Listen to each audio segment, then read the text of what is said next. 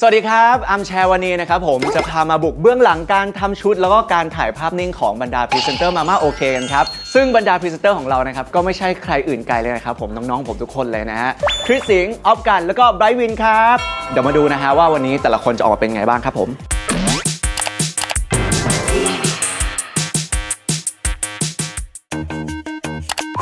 มาม่าโอเคเจเนอเรชั่นแห้ง3น้ำ3เส้นหนานุ่มอร่อยเหนียวแน่น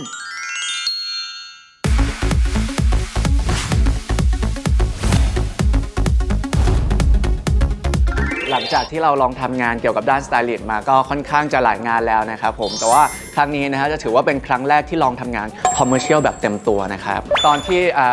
พี่ผู้ใหญ่บอกว่าทางมาม่าเนี่ยอยากให้เรามาทำงานนี้ก็รู้สึกดีใจนะครับแล้วก็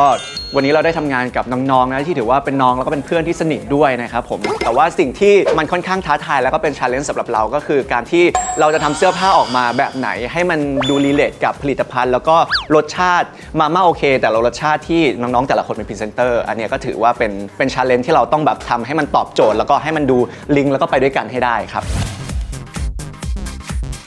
สำหรับคอนเซปต์ของงานในวันนี้นะครับผมเสื้อผ้าแต่ละคนก็คอนเซปต์เลยก็คือ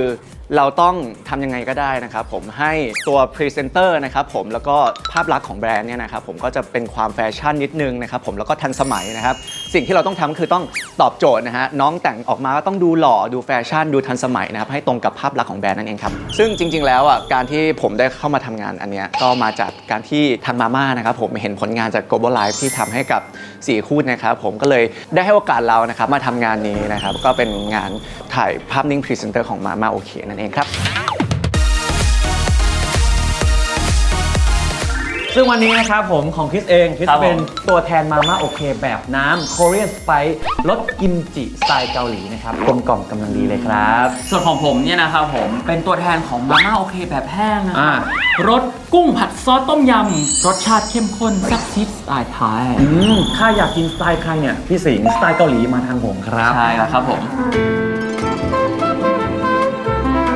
ภาพรวมแบบเวลามองเห็นซองของคริสเนี่ยเราก็จะเห็นแล้วว่าคริสถือมาม่าโอเคซองสีเหลืองอะไรเงี้ยมันเป็นภาพจำเพราะฉะนั้นเราก็เลยดึงสีนะครับที่เป็นจุดเด่นของ Product ของคริสนะครับผมซึ่งก็คือสีเหลืองเนี่ยออกมาแต่ว่าถ้าเกิดจะให้น้องใส่เหลืองทั้งตัวเนี่ยผมก็รู้สึกว่ามันเยอะเกินไปอะไรเงี้ยก็เลยเลือกมาแล้วก็หยอดไปเฉพาะจุด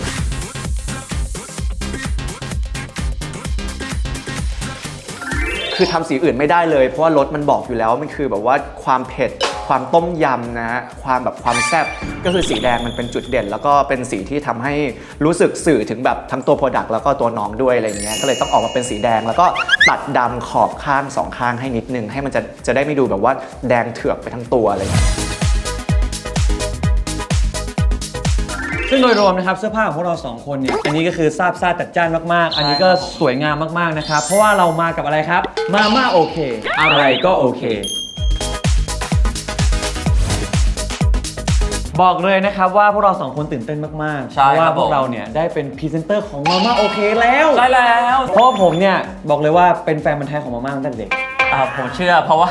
ไปงานไหนคุณก็ต้องถามหามาม่าตลอดเวลาถ้ากินอะไรปุ๊บอันนั้นกินยากวิ่งไปมาม่าต้มน้ำร้อนแล้วครับใช่ประมาณนั้นเลยโตมาได้ด้วยมาม่านะครับบอกเลยว่าฟินเฟอร์เสื้อหล่อไหมครับชุดเสื้อผ้าคือดีที่สุดคิดหล่อไหมครับหล่อครับมันสามารถพูดดูดีถ่ายออกมาดูดีเลยพี่ถ่ายออกมาดูดีเลยครับพี่เก่งมากถือว่าเมื่อกี้ที่ไปถ่ายมาโดยรวมโอเคไหมครับโอเคสิครับพ่อมาม่าโอเคจะอะไรก็โอเคครับผมออฟนะครับเป็นตัวแทนของมาม่าโอเคแบบแห้ง Hot Korean ซอสดำอร่อยลงตัวนะจ๊ะ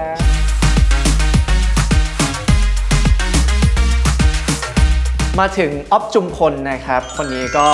80-90% เนี่ยเป็นสีดำแล้วก็จะมีแซมสีแดงๆอะไรเงี้ยผมก็เลยให้ออฟเนี่ยหนักไปทางดำนะครับผมแล้วก็ใส่ปลอกแขนที่เป็นแขนสเวตเตอร์นะครับสีแดง2ข้างให้มันมี2 texture ทั้งความเป็นแบบสูทเนียบแล้วก็ความสปอร์ตอยู่ในนั้นด้วยนะครับก็คือทำมา2 ออปชันให้เลือกว่าอยากได้เป็นแบบมีสติปไลน์หรือว่าไม่มีเป็นเรียบๆไปเลยนะครับตอนนี้ก็เลือกมาเป็นทางฝั่งนี้นะครับเพราะฉะนั้นขั้นตอนต่อไปครับเย็บสิครับผม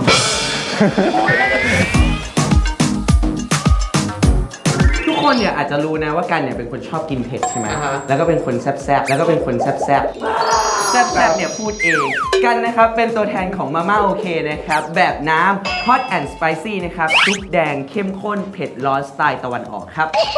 เข้มข้นลองมาชิมไหมล่ะลองมาชิมไหมล่ะลองมาชิมไหมล่ะ เธอมาได้ทันเวลาพอดียังจะรู้ใจ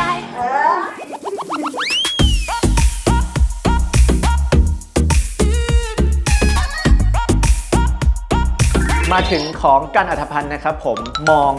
ผ่านๆนะสีซองจะคล้ายกับของสิงโต เพราะว่ามันอยู่ในโทนสีแดงเหมือนกัน รู้แล้วว่า2คนเนี้ยสีซองคล้ายกันมากจะทำยังไงให้มีความแตกต่างกันของสิงโตก็ไปทางแบบแดงเพลิงเรียบร้อยแล้วของกันผมก็เลยใช้แดงแบบว่าแดงเบอร์กันดี้นะครับที่มันมีความแบบหม่นๆลงมานิดนึงแล้วก็ให้แดงเนี่ยไปอยู่ข้างในแทนเพราะว่าสิงโตแดงอยู่ข้างนอกกันก็เลยให้แดงไปอยู่ข้างในแล้วก็ตัดด้วย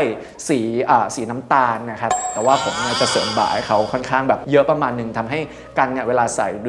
ดูสมาร์ทดูเท่ดูตัวใหญ่ขึ้นเวลายืนกับบรรดา6พรีเซนเตอร์จะได้ไม่ได้ดูแบบเฮ้ยเป็นน้องน้อยอะไรเงี้ยจะได้ดูอยู่ในแบบเลเวลเดียวกัน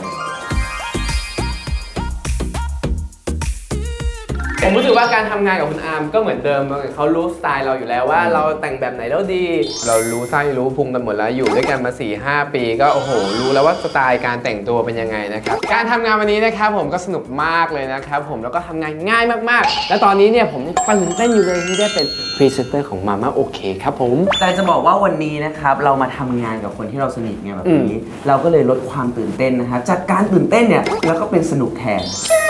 ถูกต้องโอ้โห มีทั้งออฟการคิสสิงไบวินนะโอ้โหจะโอ้โหทำไมโอ้โหทำไมอยากโอ้โหบ้าโอเคโอเคนี่นะฮะนอกจากจะทำสไตลิสต์วันนี้เขายังมาร้องเพลงด้วยพอก่อนนะครับเดี๋ยวรายการจะไม่จบครับมึงส่งมา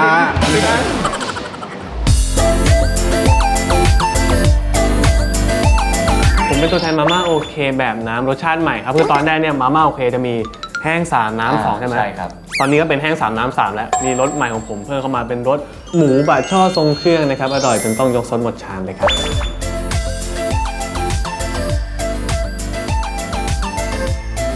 ต่อไปนะครับมาถึงไบรท์วชิรวิทย์นะครับคนนี้นะครับซองเนี่ยมาแล้วโทนสีขาวสว่างนะฮะตรงตามชื่อเขาเลยชื่อไบรท์ใช่ไหมครับผมก็เลยคิดว่าถ้าเกิดเอาขาวมาเนี่ยกลัวแบบเวลาถ่ายมาม่าโอเคเนี่ยมันจะแบบกลืนจมเกินไปก็เลยเลือกเฉดสีที่มันเข้มกว่าขาวขึ้นมาเราก็เลยนึกเป็นสีเทา ของผมก็สบายๆคือสีมันของผมมันโชคดีแล้วแหละสีเป็นสีเบจสีแบบเทาขาวดำอะไรเงี้ยก็โอเคครับใส่ง่ายชอบ ใส่ออกมาก็จะดูแบบหล่อแบบเทพบุตรอะเหมือนแบบเฮ้ยเดินลงมาจากฟ้าเหรอวะงง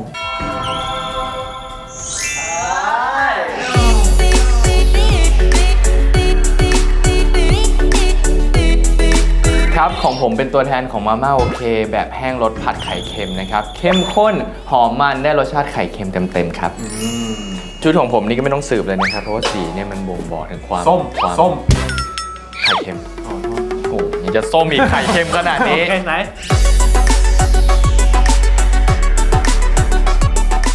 คนสุดท้ายนะครับน้องวินนั่นเองนะครับผมมาในธีมของสีแบบอันนี้ค่อนข้างยากนะครับเพราะว่ามีอยู่3สีขาวส้มดำทำยังไงกับวินดี ซึ่งสีส้มเนี่ยค่อนข้างเป็นสีที่อันตรายมากผมจะใส่สีส้มผมยังกลัวเลยว่าเฮ้ยรอดไม่รอดวะมันก็จะมีความกลัวๆนิดนึงแต่ว่าด้วยความที่วินเนี่ยวินเนี่ยเป็นคนที่รูปร่างดีนะเพราะว่าเขาสมาร์ทเขาสูงนะครับใส่สีส้มเนี่ยรอดนะฮะเราก็เลยเลือกสีส้มที่มันเป็นแบบก็สีส้มจริงๆอ่ะไม่ได้ส้มตุ่นหรือว่าส้มอะไรมันคือส้มเลยซึ่งส้มเนี่ยพอถ่ายออกมาปุ๊บก็เลยเห็นว่าแบบเฮ้ยอยากกินไข่เค็มก็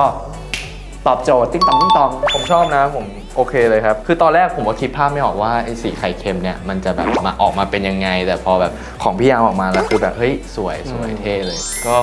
ไม่เคยผิดหวังจริงๆครับ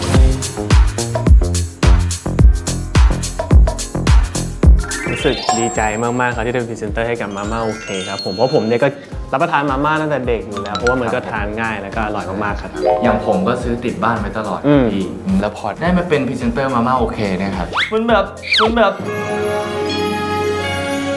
ยังไงมันโอ้โหอ่ะพี่มันเป็นไปได้ยังไงให้กับมาม่าโอเคเนี่ยพี่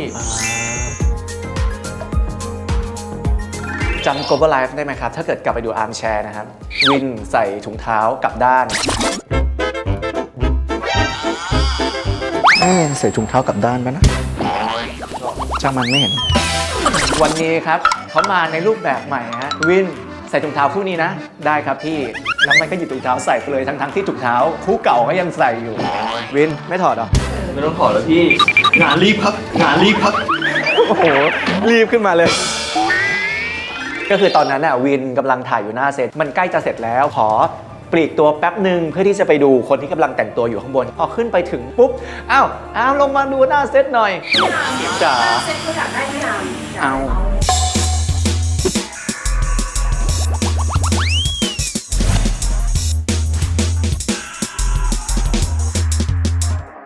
ครับผมตอนนี้นะครับก็น่าจะเป็นช่วงเวลาที่เขาเรียกว่ายากที่สุดเพราะว่ามันเป็นการรวมทั้งหมด 6 คนนะครับต้องแบบเบรนให้แต่ละคนดูเท่ากันแสงทุกคนอะไรอย่างเงี้ยครับก็อาจจะต้องใช้เวลาในการเซตนานประมาณนึงแต่เท่าที่ดูอยู่ตอนนี้สูงพอๆกันเลยนะอยู่ดีๆกันก็สูงขึ้นมางง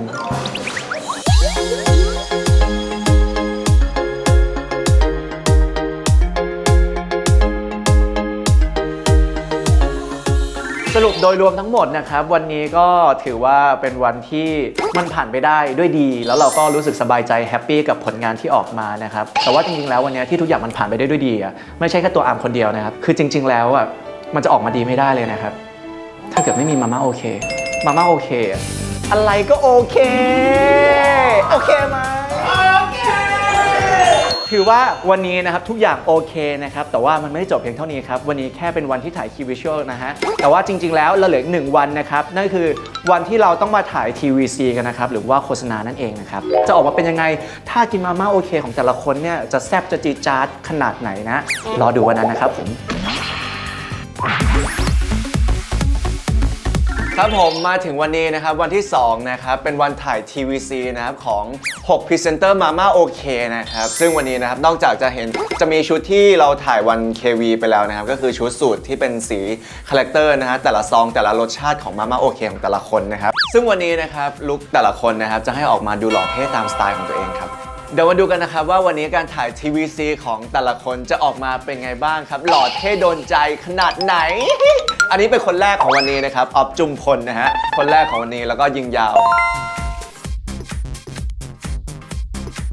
ครับผมตอนนี้นะก็ถึงช็อตที่จุมพลนะครับต้อง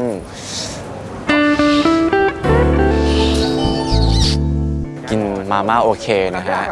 ค่อนข้างยากนิดหนึ่งเพราะว่าต้องปั้นให้เส้นเรียงกันสวยงามอะไรอย่างเงี้ยนะครับผมนะเดี๋ยวลองดูว่าเขาจะกินออกมาแล้วก็เป็นแบบฮอตคอเรียนขนาดไหน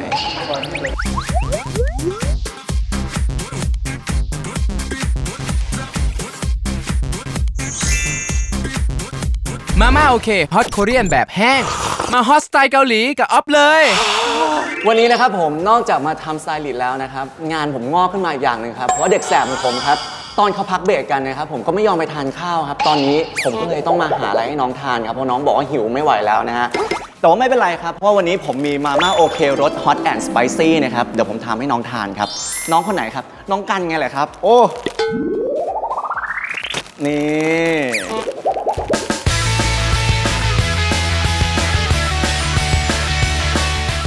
มาแล้วจ้าไอ้จิ๋วที่ทำมาม่าโอเคมาให้กิน อุ้ยดีเลยพี่อาร์มเพราะมาม่าโอเครส hot and spicy นะมันจะออกเผ็ดเล็ก เฮ้ยรู้แล้วเหรอว่ารสอะไร ๆ รู้สิเห็นหน้าอย่างนี้รู้ปั๊บเลย รู้ได้ไงอ่ะ เพราะว่ากันเป็นพรีเซนเตอร์ไงล่ะ ถามค บอกว่ารส hot and spicy นะมันจะออกเผ็ดใช่ไหมแล้วเวลาเราง่วงหรือว่าเราแบบว่าทำงานแล้วแบบโอ้ยง่วงนอนจะเลยกินปุ๊บรู้สึกตื่นเลย ตื่นเลย ใช่กันเป็นคนชอบกินเผ็ดด้วยไง ไหนลองชิมซิว่าฝีมือพี่เป็นยังไง อร่อยอยู่แล้ว คือปรุงไปปุ๊บอร่อยปั๊บ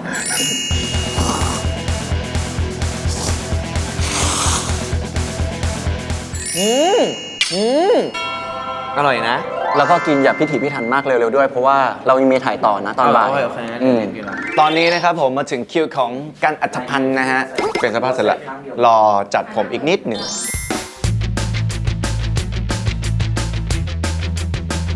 มาม่าโอเคฮอตแอนด์สไปซี่ฮอตมาก หลักๆ ถ้าไอตัว KV อย่างเงี้ยมันก็จะคือเน้นแบบว่าดูให้น้องออกมาลุคภาพรวมทั้งหมดดูดีหล่ออะไรเงี้ยเป็นภาพนิ่งเราก็แบบสามารถ บิดได้จับได้ทำให้มันแบบดูดีในภาพแต่ละภาพที่ออกมาอะไรเงี้ยแต่ว่า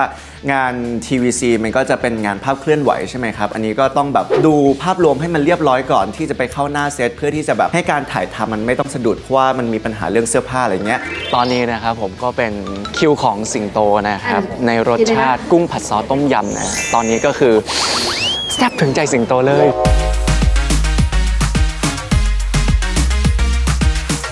มาม่าโอเคกุ้งผัดซอสต้มยำแบบแห้งแซ่บถึงใจสิงโตเลย เดี๋ยวพอหลังจากสิงโตถ่ายเสร็จนะครับก็ต่อด้วยคิดนะฮะตอนนี้ก็สแตนบายรออยู่ข้างบนแล้วนะครับ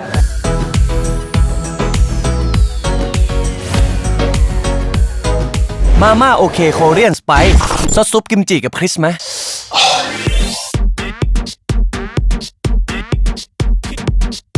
มาม่าโอเคผัดไข่เค็มแบบแห้งนัวมันมากินกับวินนะ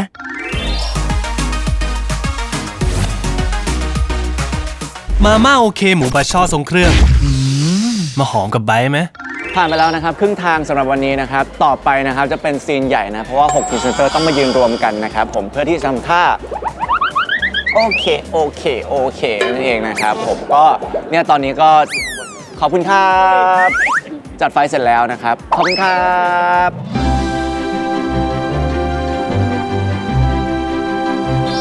รอ6พรีเซนเตอร์เข้าไปยืนเรียงนะครับผมแล้วก็มาดูกันว่าถ่ายแล้วออกมาเป็นยังไงเพราะว่าสีแต่ละคนเนี่ยบ่งบอกคาแรคเตอร์ของรสชาติต่างๆอย่างชัดเจนนะฮะ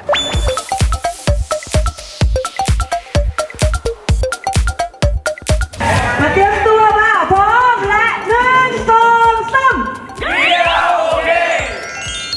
ครับผมตอนนี้นะฮะตะวันตกดินแล้วนะครับผมก็เมื่อกี้นะครับไปดูหน้าเซตมานะครับผมเห็นใบนะครับถ่ายกับมาม่าโอเคนะครับผมซึ่งเป็นรสชาติใหม่ด้วยนะฮะรสหมูบะช่อทรงเครื่องนะครับแล้วผมก็รู้สึกว่ารสอื่นเคยกินหมดแล้วรสเนี้ยเพิ่งจะออกใหม่ไม่เคยกินขอลองซะหน่อยนะนี่มาม่าโอเคหมูบะช่อทรงเครื่องครับ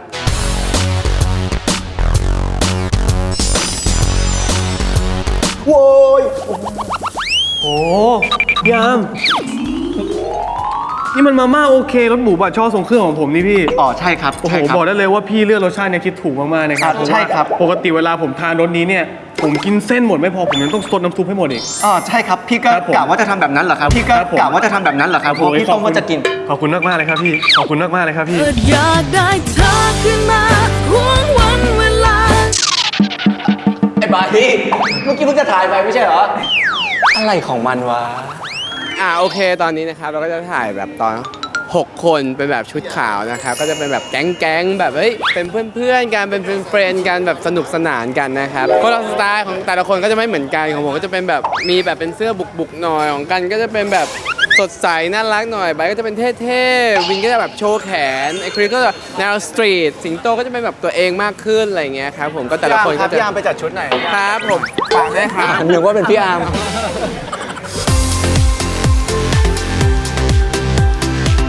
พอไปยืนอยู่หน้าเซตจริงๆซึ่งแบบไฟอะไรเงี้ยแบบโอ้ทีมโปรดักชันเขาทำไว้สวยมากแล้วก็เป็นแบบคลีนสีขาวแล้วก็มีแบบตัดสีเหลืองนิดนึงแล้วพอแต่ละคนที่เดินเข้าไปยืนอยู่เงี้ยถึงแม้ว่าจะแบ็กกราวด์เป็นสีขาวแล้วชุดก็เป็นสีขาวล้วนทุกคนอะไรเงี้ยแต่ว่าผมรู้สึกว่ามันไม่มีใครดรอปอะเพราะว่ามันมีคาแรคเตอร์ของความเป็นตัวของตัวเองของแต่ละคนแฝงอยู่ในเสื้อผ้าอยู่แล้วแล้วก็พอแบบรวมกับลุคหน้าผมที่แต่งมาในวันนี้อะไรครับพอเข้าไปอยู่ในเซตแล้วทุกคนออกมาหล่อออฟกันเนี่ยก็จะมีอย่างออฟก็รู้แล้วเขาเป็นคนคูลอะไรเงี้ยเป็นคนแบบแต่งตัวสายแฟชั่นอยู่แล้วแล้วก็ดึงความเรียบของเสื้อเชิ้ตพองๆนิดนึงข้างในก็จะเป็นแบบว่ายัดฟองน้ำอะไรเงี้ยให้มันดูเป็นแบบเสื้อเชิ้ตที่เอ๊ะทำไมเสื้อเชิ้ตตัวนี้มันดูไม่เหมือนเสื้อเชิ้ตคนอื่นวะอะไรเงี้ยมาถึงกันก็คือจะเป็นฟิลแบบกันเป็นแบบสายที่แต่งตัวแฟชั่นบวกความสปอร์ตแล้วก็บวกความแบบอินเทรนด์ต่างๆเสื้อเชิ้ตแขนสั้นกับกางเกงวอร์มสีขาวแทบจะไม่เห็นใครใส่นึกออกป่ะแต่ว่าพอกันอัธพันธ์ใส่ก็มันก็เป็นแฟชั่นในอีกแบบหนึ่งในอีกเวนึงที่เขาเอาอยู่แล้วเราก็มองว่าเขาเอาอยู่จริงๆอะไรเงี้ยครับ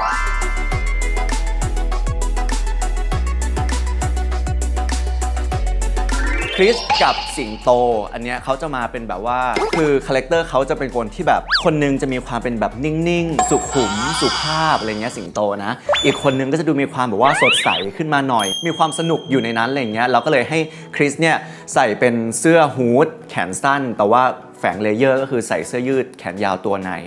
มันจะได้ดูเป็นแบบไม่ใช่ใส่แค่ฮู้ดธรรมดาจะได้ดูแบบ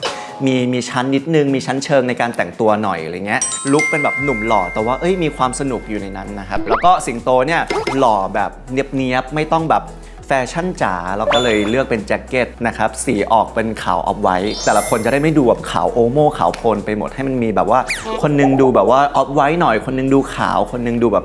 ออกครีมอะไรอย่างเงี้ย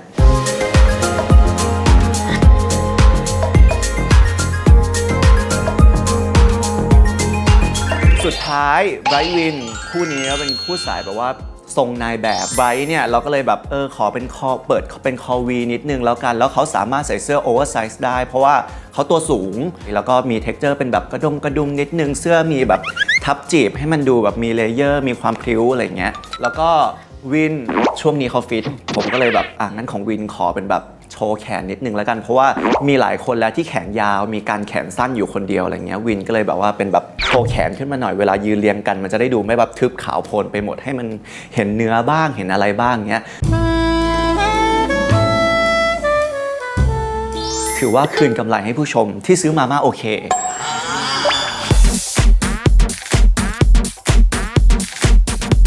ถ้าถามว่าพอใจกับเสื้อสีขาวไหมก็จริงๆก็พอใจนะเสื้อมันก็แบรนด์ดีอยู่ดีเทลก็โอเคผ้าก็นิ่มกางเกงก็ขาวอยู่หมายถึงพรีเซนเตอร์พอใจดิพอใจกับเสื้อสีขาวมากเพราะว่าแต่ละคนเนี่ยคือมันแบบต่างคาแรคเตอร์เลยอย่างชัดเจนอะไรเงี้ยแต่ว่าพอมารวมกันปุ๊บมันเป็นความแตกต่างแต่ลงตัวกลมกล่อมเหมือนอะไรเหมือนมาม่าโอเคไงเพราะมีมาม่าโอเคอะไรก็โอเคมึงเนี่ยเอากระเป๋าออกแล้วมันยืนเป็นเซต7 คนมาได้นี่ผมว่าเขาตั้งใจผมว่าเขาตั้งใจแป๊บนึงนะพรีเซนเตอร์มันมี6ไม่ใช่เหรอเฮ้ยมัน7หรือเปล่ามีรสชาติใหม่เฮ้ยต้องนะเป็นรสไก่ตุ๋น ไก่ตุ๋นยาจีนด้วยไก่ตุ๋นยาจีนอร่อยไก่ตุ๋นยาจีน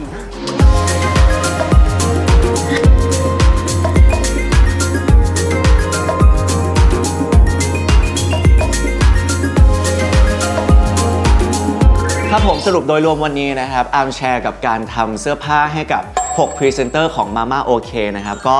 ผ่านไปได้ด้วยดีนะครับแต่ละคนออกมาก็ประทับใจก็ฟีดแบ็กของลูกค้าหรือว่าข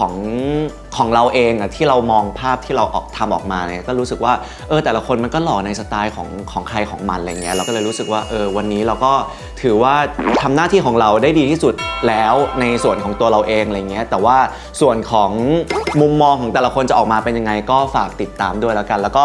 ฝากสนับสนุนแล้วก็ดูผลงาน TVC ตัวนี้ของน้องๆทั้ง6คนด้วยนะครับโฆษณามาม่าโอเคนะครับฝากด้วยครับครับผมอาร์มแชร์เทปหน้านะครับเราจะไปทำอะไรที่ไหนกับใครนะครับต้องติดตามกันด้วยทุกวันพุธเว้นพุธนะครับผมแต่ถ้าเกิดไม่อยากพลาดนะครับรายการดีๆของ GMMTV นะครับอย่าลืมกด subscribe นะครับ YouTube Channel GMMTV นะครับกดไลค์ด้วยนะครับผมและรายการไหนที่ชื่นชอบนะครับผมกดแชร์ได้ครับและก็อย่าลืมกดกระดิ่งแจ้งเตือนกันด้วยนะครับกริ๊งกริ๊งกริ๊งกริ๊งหมดเวลากลับบ้านสวัสดีครั